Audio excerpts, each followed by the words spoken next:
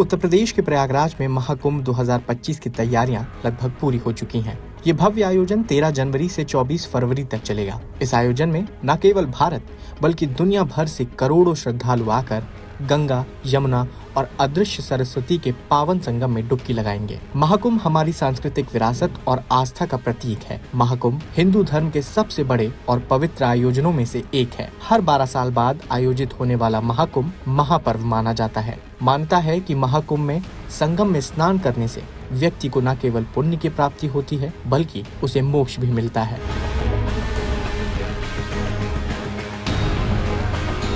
इस बार का महाकुंभ दुर्लभ ग्रह नक्षत्रों के सहयोग में हो रहा है, जिससे इसका महत्व और बढ़ गया है। अयोध्या के ज्योतिषाचार्य पंडित कल्की राम के अनुसार इस बार के कुंभ में पूर्णिमा, एकादशी, पंचमी और शाही स्नान जैसे विशेष योगों का महत्व और भी ज्यादा होगा।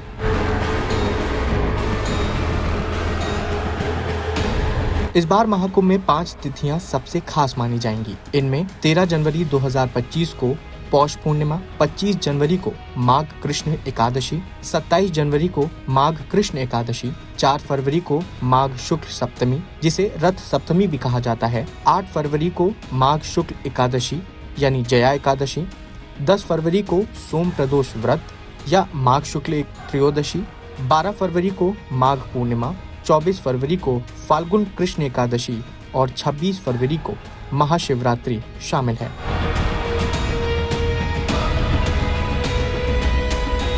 इस बार प्रथम शाही स्नान मकर संक्रांति के दिन होगा। तिथि होगी 14 जनवरी 2025। इसके बाद दूसरा शाही स्नान मौनी अमावस्या पर 29 जनवरी 2025 को होगा। आखिरी और तीसरा शाही स्नान बसंत पंचमी के दिन होगा।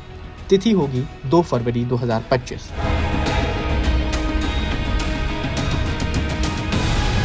प्रयागराज में महाकुंभ को लेकर हर कोने में उत्साह है। प्रशासन ने मेले को भव्य बनाने के लिए बड़े पैमाने पर तैयारियां की हैं।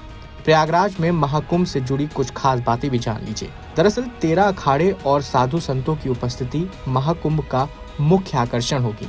आचार्य, संत और विद्वान विशेष अनुष्ठान और प्रवचन करेंगे। लोक संगीत, नृत्य और कला के माध्यम से भारत की समृद्ध सांस्कृतिक धरोहर को प्रदर्शित किया जाएगा। ये मेला हर व्यक्ति को जोड़ता है, चाहे वो किसी भी जाति, वर्ग या क्षेत्र से हो। महाकुंभ में स्नान के साथ साथ साधु संतों का आशीर्वाद लेना और संगम के घाटों पर ध्यान लगाना श्रद्धालुओं के लिए कभी न भूलने वाला पल होगा। लोकल 18 के लिए अयोध्या से सर्वेश श्रीवास्तव की रिपोर्ट।